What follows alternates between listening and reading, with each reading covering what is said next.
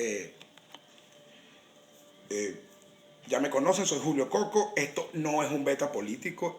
No voy a hablar de política hoy. Así que le agradezco a las personas que están online. Cuando vean que alguien esté preguntando cosas políticas, le dicen que si se está conectando tarde, le dicen que hoy no vamos a hablar de política. Esta semana sí va a haber un beta político interesante donde no solamente vamos a analizar la victoria del señor Duque en Colombia hoy, sino otro conjunto de eventos que han venido pasando. Hoy es 17 de junio y es Día del Padre. Yo todos los años escribo un saludo, una reflexión, tanto el Día de la Madre como el Día del Padre, en Navidad, el Día del Trabajador y el Día de la Juventud. Pero este año, la verdad, me senté en la computadora, me senté en el teléfono y no me dio para escribirlo. Esto que les voy a conversar hoy es algo que he hablado en múltiples oportunidades en privado, en reuniones con amigos, cuando nos estamos echando palos. Y es lo siguiente, vamos a hablar de la paternidad, de lo que es Venezuela. En principio, a todas las personas que me están deseando feliz día del padre, mira, muchísimas gracias. Y a todos los buenos padres que me están escuchando y me están viendo en este momento, también mis felicitaciones y un abrazo. Y a la cuerda de bastardos malparidos que no quieren a sus hijos, a eso no les deseo un carajo. Bueno, comienzo.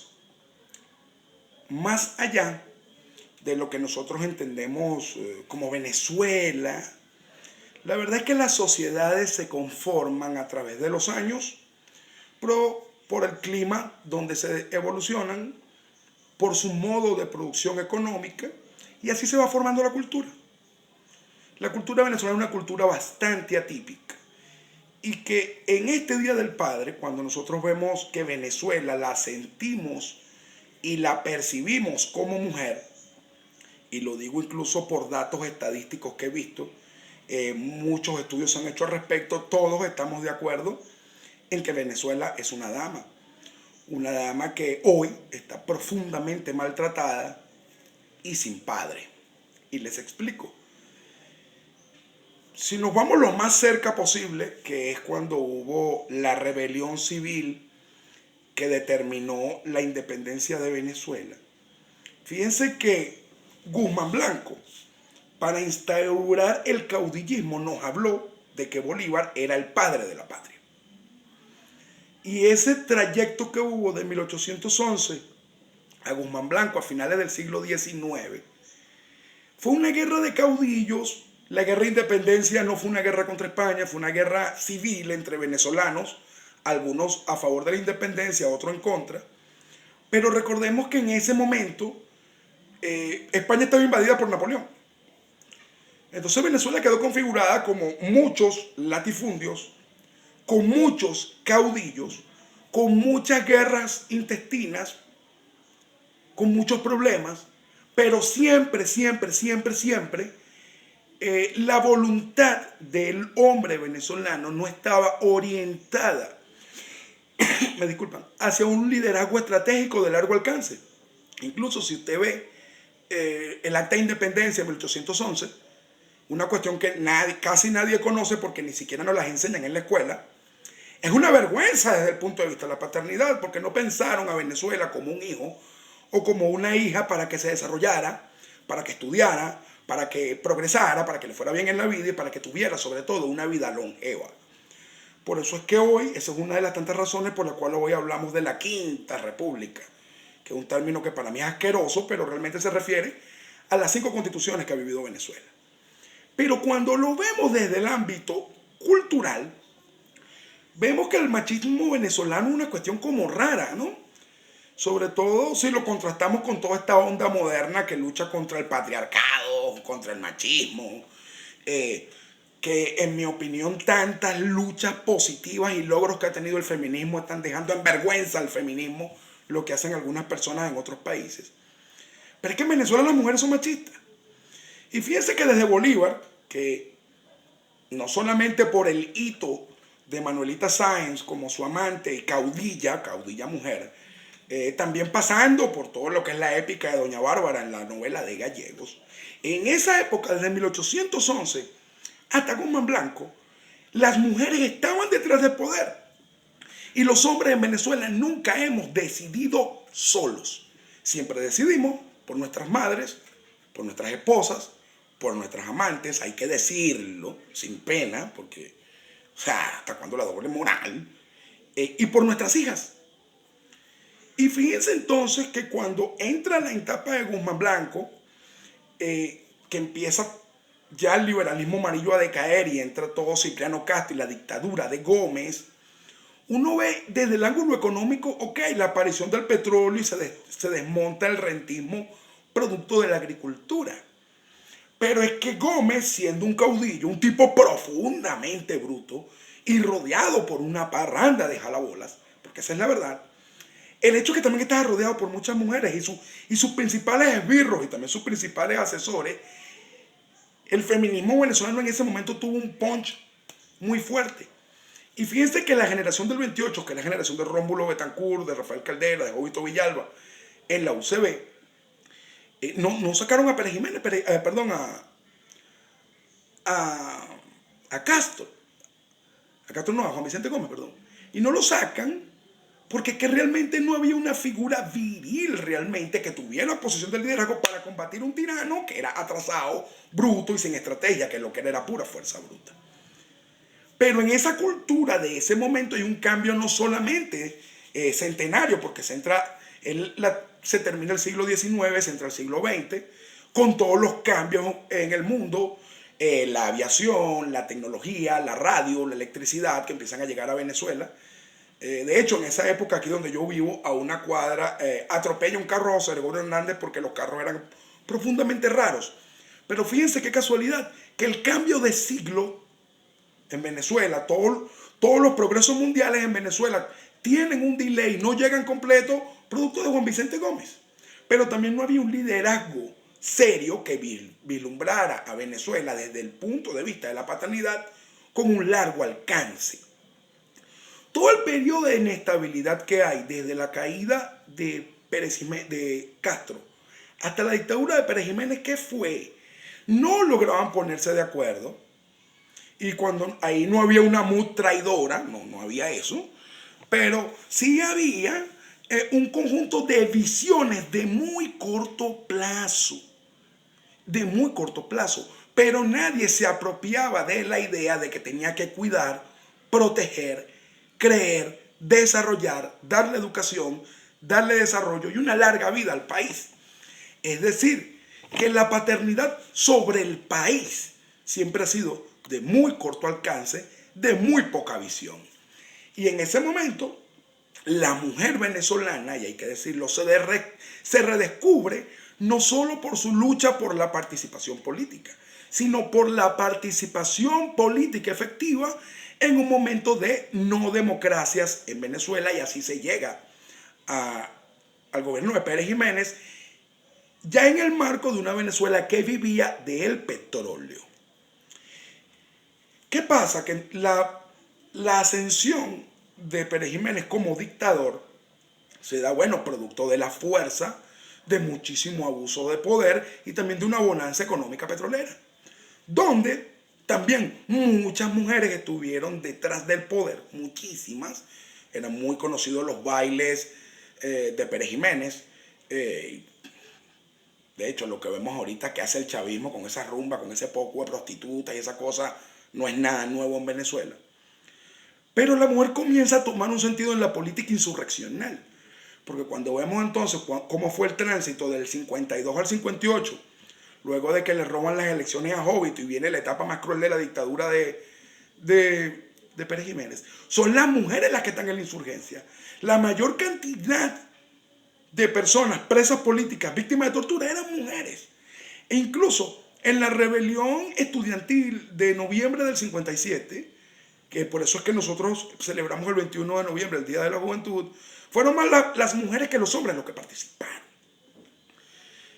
La intentona golpista logra disuadir a Pérez Jiménez de que dimita y se compromete a entregar el gobierno a manos de civiles. Viene el famoso pacto de punto fijo y una recuperación de los precios del petróleo.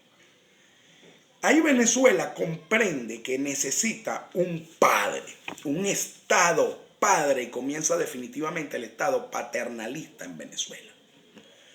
Un Estado paternalista donde la distribución de la renta petrolera era lo importante. No era importante que Venezuela como hija creciera, fuese independiente, estudiara, se desarrollara y aprendiera a trabajar.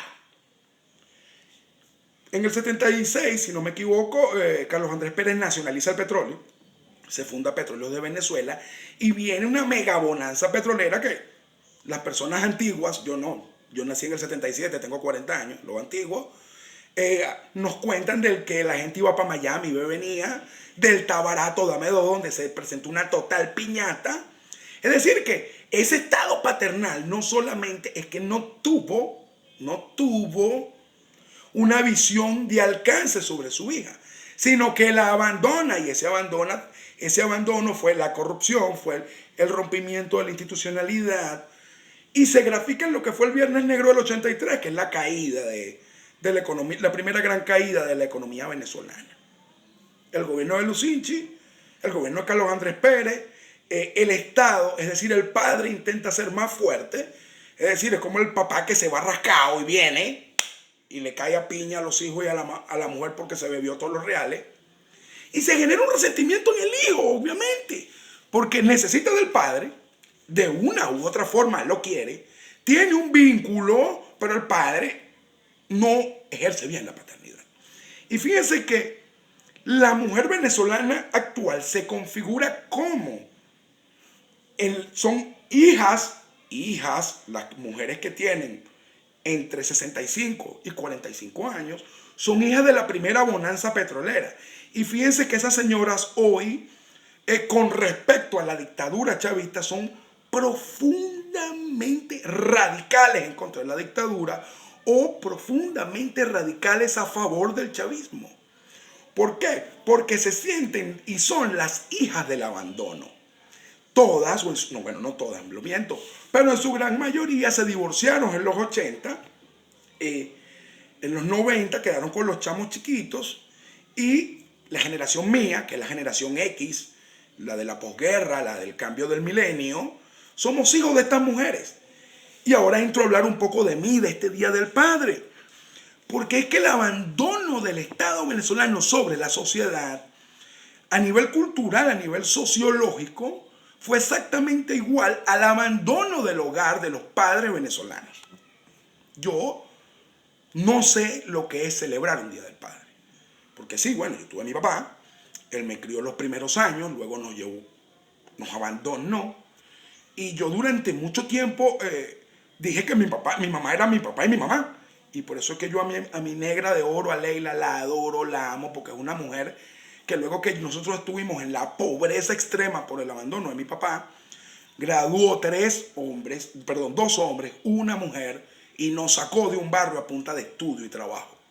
Es decir, la gran mayoría, y ahora voy, de los que éramos niños cuando el Caracazo en el 89, éramos niños cuando los golpes de Estado de Chávez en el 92, y que fuimos adolescentes durante el gobierno de Caldera, no solo vivimos el vacío total del Estado, de su liderazgo, sino que hubo un vacío físico, emotivo y económico de nuestros padres. Y entonces viene toda esa épica ya muy fuerte y totalmente lógica de la mujer venezolana, que ya no es, Venezuela no deja de ser el país de las mujeres bellas para ser el país de las mujeres arrechas, y eso hay que reconocerlo. Pero ¿qué pasa? Que también observamos que entonces ese abandono del hogar, ¿qué trajo? Trajo una generación de jóvenes y que de una u otra manera no se hallaron con el cambio del milenio, y no se hallaban en el cambio del milenio cuando Venezuela estaba sumida en el atraso. No estábamos acordes con los nuevos tiempos, estábamos en un caldo de cultivo resentido, porque estábamos bravos con nuestro papá que nos abandonó, y estábamos bravos con la clase política que nos abandonó. Y por eso es que hoy la paternidad en Venezuela no es valorada. Pero al mismo tiempo, por eso es que el Día de la Madre es el Día Nacional del país. Pero ¿qué ocurrió? ¿Cuál fue la consecuencia política de eso? Que entonces un conjunto de jóvenes como yo, que en el 98 no votamos por Chávez, pero nuestras madres y nuestros padres, en su mayoría, sí lo hicieron, porque andaban buscando un padre y de una u otra manera Chávez unió, desde el punto de vista carismático, de presentarse como un vengador, de presentarse como un tipo fuerte, de presentarte como un tipo que es arrecho pero que te ama. Y ese caldo de cultivo social y político generó esto. Porque al final Venezuela es un país que tiene conflicto con el padre, que tiene conflicto con la masculinidad. Al punto que en Venezuela el fenómeno del machismo como tal se da en el medio de un matriarcado. Por eso es que la mujer venezolana mayoritariamente no puede coordinarse con toda la ola feminista que hay en Europa o que hay en el sur de América. Porque la mujer venezolana se tuvo que templar y masculinizarse. Pero al mismo tiempo, muchos hombres, muchos jóvenes criados por mujeres solas, se han venido siendo muy débiles. Entonces, tenemos un país con mujeres profundamente trabajadoras, inteligentes, fuertes, decididas, en su mayoría con el corazón roto por una pareja, por su padre, por su líder político o por sus propios hijos, y un conjunto de hombres que dependemos siempre de la opinión de una mujer. Entonces, ¿qué fenómeno vemos hoy? Alguien me lo recordó cuando me felicitaba. Nosotros pertenecemos a una generación, los varones de este país, entre 35 y 45 años, que nuestro motivo de vida, incluso dentro del mismo hecho económico, dentro del mismo hecho político, estamos realmente destinados, obligados emocionalmente, comprometidos con nuestros hijos. Porque no queremos que nuestros hijos vivan lo que nosotros vivimos desde el punto de vista del abandono del padre. Pero por esa misma razón es que este conjunto de hombres entre 35 y 45 años están ausentes principalmente de la lucha política, porque no confían en otros tipos que no hagan lo mismo. Este asunto de cómo ver la política con lo sociológico y lo cultural desde el punto de vista evolutivo en las mismas sociedades, valga la redundancia, fíjense hoy quiénes son los fanáticos de Capriles. Hoy, luego de que, más allá de que muchos votamos por él porque era lo que había que hacer en ese momento. Capriles es un señor que no tiene hijos, es un señor que no tiene esposa, y no lo critico por eso. Pero cómo lo ve la mujer venezolana y cómo lo ve el hombre venezolano. Miren el caso de Maduro igual, cómo lo ven, o cómo ven a Leopoldo, o cómo ven a María Corina. Porque entonces yo creo que hay algunas cosas que tenemos que saldar. Lo primero que hay que saldar, y es un asunto de base, que va más allá de la política, sino que tiene un sentido histórico, es entender que los padres no son sustituibles. El carácter, el señalamiento de un conjunto de cosas que son profundamente masculinas hacen falta en nuestros hijos. Y el hecho de que no estemos producto de que nos separaron o que nos votaron o que también hay un ejército de viudas en Venezuela, eso no es sustituible por las madres, no es sustituible por el liderazgo político y no es sustituible por el Estado. Y fíjense a qué juega la dictadura hoy. Juega como un padre abusador incluso. ¿Qué es el clap? O sea, te portas como yo digo, si no, no comes. Eso es el clap. Y le da el clap solo a sus hijos preferidos. A lo más los pone a pasar hambre. ¿Y qué es la migración? No es otra cosa que un padre que te echa de tu casa porque sencillamente no le gusta, no eres como tú, como el padre quiere. Entonces yo creo que tenemos que reflexionar nosotros, sobre todo los hombres. Un mensaje dirigido a los tipos. Yo creo que usted tiene que evaluar si usted tiene bolas, brother. Eso lo voy a decir con total franqueza. Yo creo que producto del estudio he podido resolver mis propios conflictos psicológicos con mi papá, porque definitivamente eso me define. Pero también entendí que mi mamá no es mi papá. Entendí que mi mamá es mi madre y la amo, la quiero, la adoro. Y ahorita es mi hija mayor porque la tengo consentida, se lo ganó. Esa mujer dio todo por sus hijos y ahora nosotros tenemos que dar todo por ella. Pero, y le digo esto a los tipos, ser hombre es mucho más que coger culos.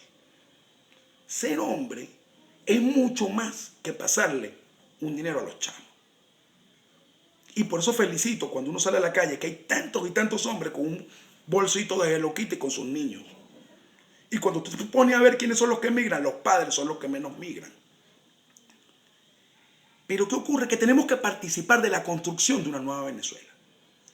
Y esta construcción pasa porque entendamos que la autoridad positiva que ejercemos en la familia, la autoridad positiva que ejercemos en nuestros círculos sociales, en nuestro trabajo, en nuestro estudio, los valores que irradiamos con nuestras acciones, porque no estoy hablando de hablar, de hacer, porque los hijos ven lo que hacemos. Y recuerden algo a todo el que me escucha, sus hijos serán sus jueces. Sus hijos van a ser sus grandes jueces. Yo leo mucha gente aquí, sobre todo en Instagram, que dice que a mí no me importa lo que diga la gente. A mí sí, yo aprendí y maduré, que sí me importa. Porque yo tengo 2 hijos. Y 2 hijos que se van a enterar de lo que yo haga. Y como político tengo que, más allá de apegarme a mis convicciones y a mis ideales, yo tengo que entender que tengo 2 hijos. Y yo no quiero que en la calle nadie los pare y le diga, mira, Julio Coco es corrupto, Julio Coco es esto, Julio Coco es lo otro, tu papá es un coño madre. ¿Cómo le está pasando a los hijos de los políticos? Ahora, ¿qué ocurre? Que aquí le hacen escrache a los hijos de los políticos, pero no le hacen escrache a los hijos de los pranes. Y si usted se pone a ver, ¿quiénes son los pranes? ¿Tenían papá? La mayoría no. ¿Cómo era su mamá? Seguramente permisiva. ¿Le dieron una buena educación? No. ¿Con el ejemplo él aprendió algo? No. No. Y no podía ser de otra forma. Cuando usted ve todo el resentimiento que se acumula producto de la dictadura, no solamente entre los chavistas, sino entre los mismos opositores, ¿qué es? Es rabia con un papá. Y también hay muchos padres rabiosos con sus hijos. Y eso tiene que en algún momento cesar. ¿Y saben qué también tiene que cesar? Tiene que cesar que las mujeres estén manipulando a los papás con los hijos. Tiene que cesar. Tiene que cesar que los hijos sean un punto de combate en las familias. Eso tiene que cesar. Realmente la patria potestad como hecho compartido tiene que funcionar con amor, con planificación, con visiones. Yo veo con estupor cómo en los barrios crían niños para que sean delincuentes, pero cómo en las urbanizaciones crían hijos y hijas para que sean gafos, por falta de autoridad. Entonces cuando yo veo todo este asunto, no, porque es que el patriarcado es malo, porque esto y que el otro, oye, ¿cómo se pone autoridad? ¿En base a qué criterios? ¿Con qué fuerza? ¿Con qué carácter? Y le pregunto a las feministas, ¿pueden ellas realmente imponer autoridad en una familia por sí mismas? Yo le pregunto. Y le pregunto a todo el mundo que reflexione sobre eso. Porque son estas reflexiones las que construyen país. Yo tenía esto atragantado aquí. Porque nadie habla de lo que hay que hablar. Sí, ya nosotros sabemos que Maduro es un coño de su madre, hay que sacarlo. Y créanlo, lo vamos a lograr. Y todos sabemos que la muda es tal cosa y lo vamos a lograr. Pero hay algo que tenemos que entender, usted que me está oyendo. Las crisis sociales sacan lo mejor y lo peor de las personas. Si usted es bueno, va a ser más bueno. Si usted es malo, va a ser más perverso. Si usted es inteligente, va a ser más inteligente. Si usted es bruto, va a embrutecer más. Si usted es fuerte, se hará más fuerte. Si usted es débil, se hará más débil y puede fallecer. ¿Ok? Ahora, pero ¿cómo se construyen las sociedades? Se construyen en base a fuerza, en base a inteligencia. Porque es lo que genera orden, lo que genera planificación, lo que genera visión, lo que genera largo alcance.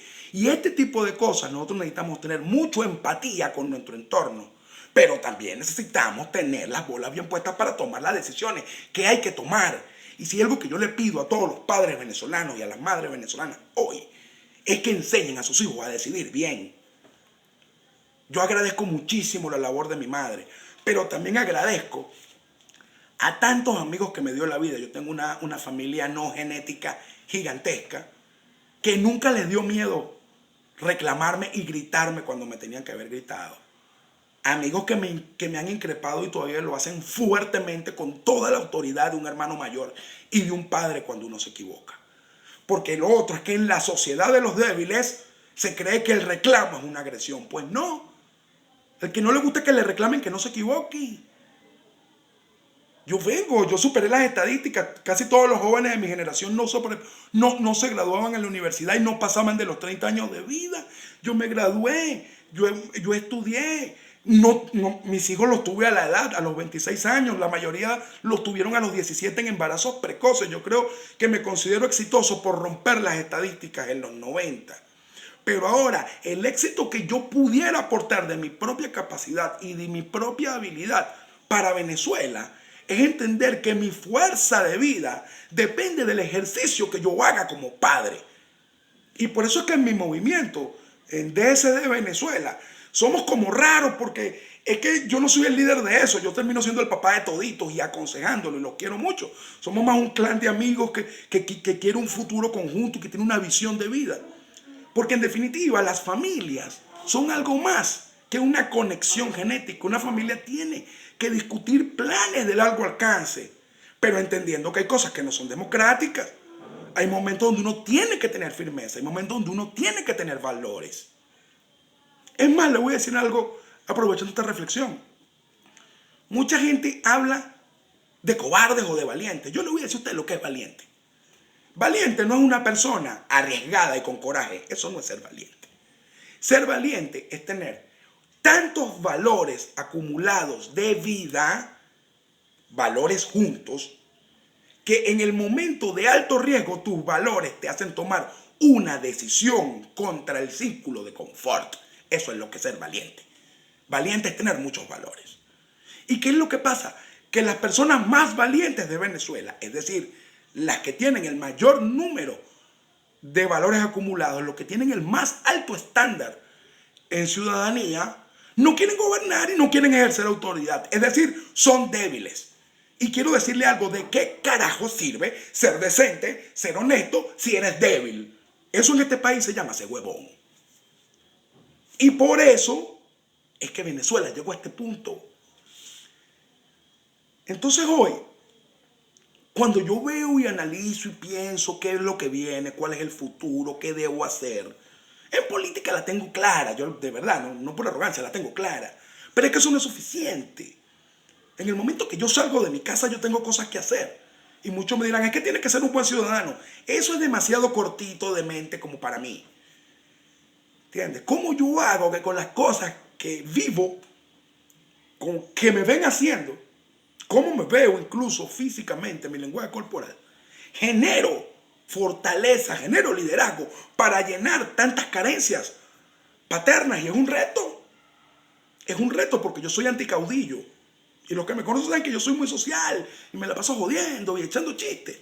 Porque también tuvimos que aprender a hacer control emocional sobre nuestros problemas, sobre nuestros dramas.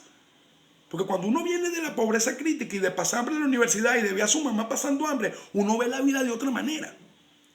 Y de una u otra forma, por eso es que las personas que vienen de los estratos sociales más bajos no le pega emocionalmente la crisis tanto. ¿Por qué? Porque sabe vivir en miseria. Pero el que nunca la ha vivido le afecta. Por lo menos la gente que llora, ¡ay, no tengo Nutella! Yo viví 9 años en un barrio que nunca hubo agua en el Tigre, en la calle Aragua. Si tú lo ves, ¡ay, es que no tengo Nutella! No, entonces tenemos que llegar a un punto de equilibrio donde las familias y los círculos de amistad y los círculos laborales tengamos una red de colaboración, de empatía, de querernos como familia para poder confrontar la crisis de la manera correcta. Pero repito, para eso tiene que haber una visión, tiene que haber un orden, tiene que haber liderazgo, y esas son características evolutivas que nos guste o no nos guste, son características masculinas.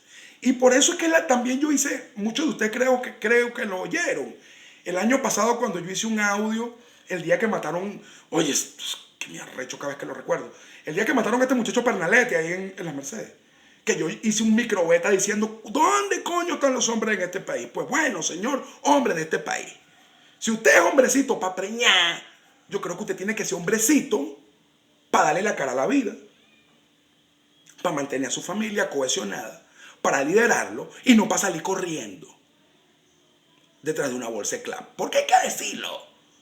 Hay que decirlo. Y hay que decirle a muchas madres que criaron a esos tipos que lo hicieron mal. Lo hicieron mal.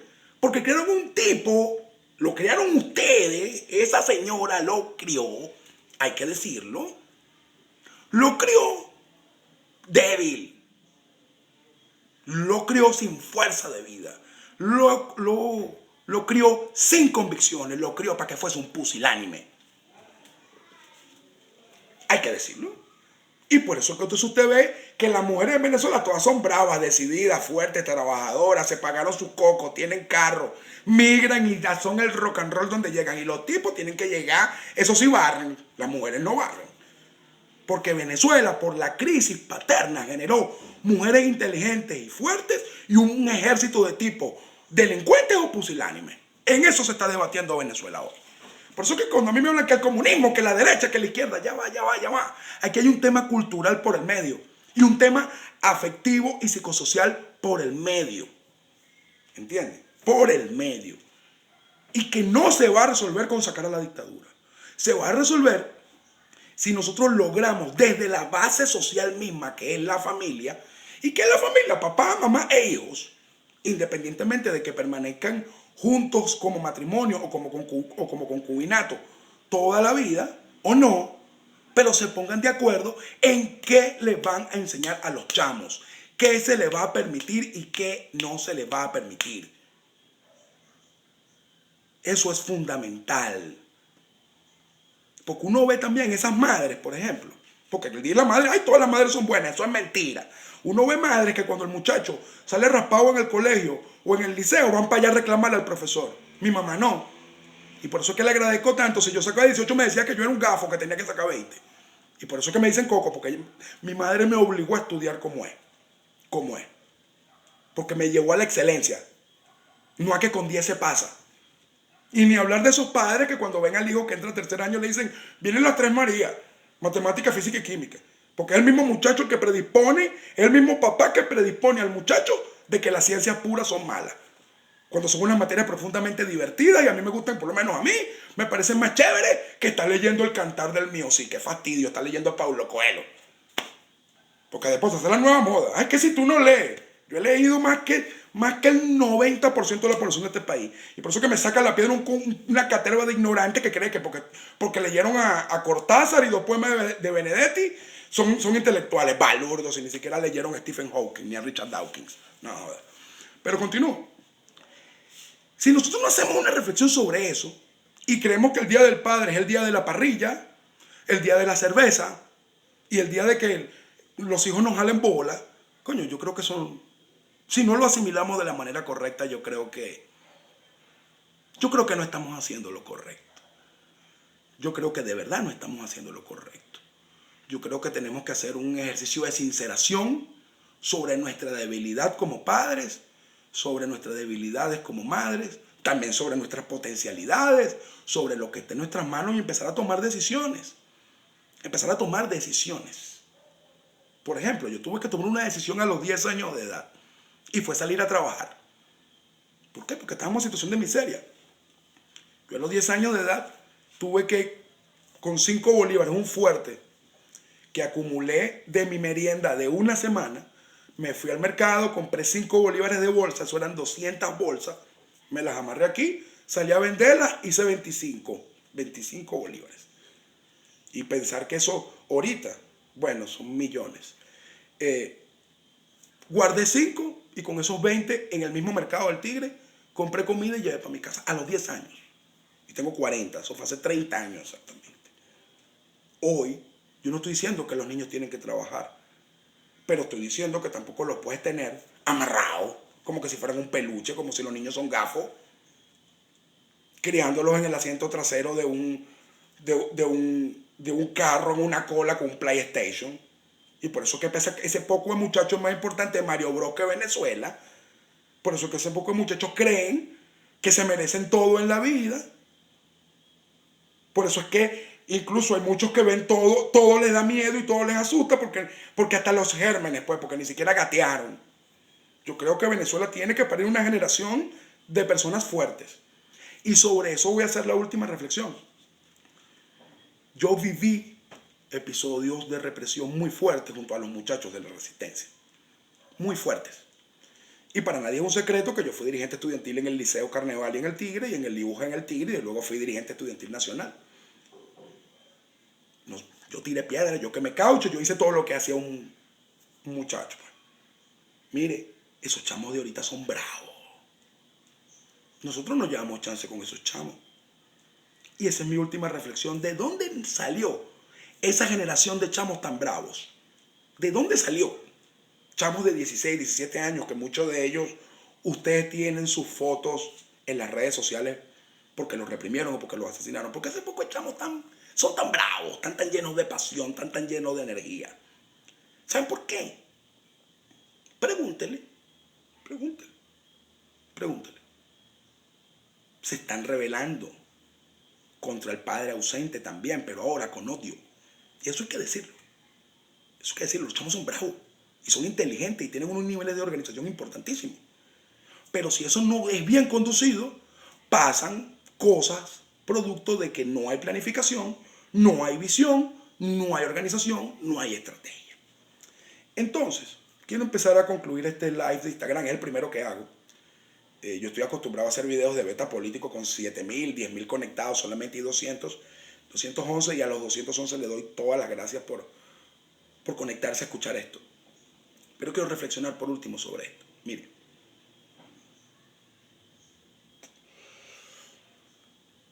el hombre venezolano está profundamente limitado también, precisamente porque es un matriarcado, porque todos tenemos que de una manera o congraciarnos o pedir permiso o tener el apoyo de un conjunto de mujeres para hacer y hacer. Pero la reflexión es que uno tiene que aprender que el hombre es hombre y no es más que la mujer. La mujer es mujer y no es más que el hombre. Cada uno tiene sus propias características, sus propias fortalezas. Y más allá de su orientación sexual, porque yo no estoy hablando de las orientaciones sexuales, sino de los roles en la familia, es necesario comprender que de una vez por todas Venezuela necesita madres y padres en equivalencia de condiciones, en equivalencia de decisiones y en equivalencia de enseñanzas. Pero para eso, hombres y mujeres tienen que reflexionar, tienen que decidir si con lo que hacen en el día a día están dándole un buen ejemplo a los chamos. Muchas de las personas que yo sigo en Instagram, algunas son muy amigas mías. Pregúntese qué le está enseñando usted a su hija, poniendo todos los días fototetas en el Instagram, por ejemplo. O a los tipos, pregúntese usted qué le está enseñando usted a su hijo, publicando caña todos los fines de semana porque usted está bebiendo.